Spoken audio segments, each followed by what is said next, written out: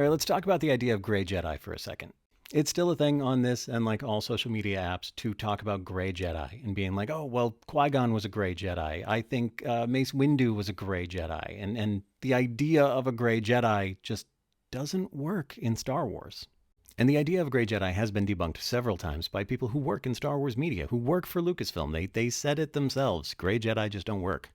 Now, what I'm hearing when people talk about Gray Jedi is that they want to use dark side powers without succumbing to the dark side.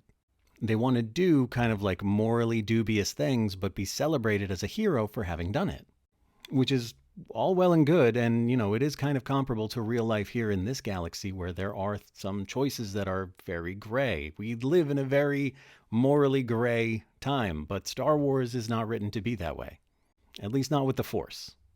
Using the dark side for any reason is corrosive. It is corruptive. You will eventually succumb to it because if you are a light side Jedi using light side powers and you're like, well, I'm going to cast a little force lightning out of my fingertips. I'm going to force it to come through me. That's kind of a dominant thing, and you're forcing nature to kind of go against itself, right?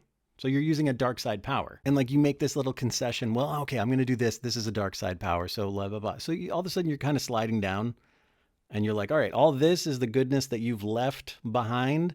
And all this down here is the badness that you're kind of absorbing.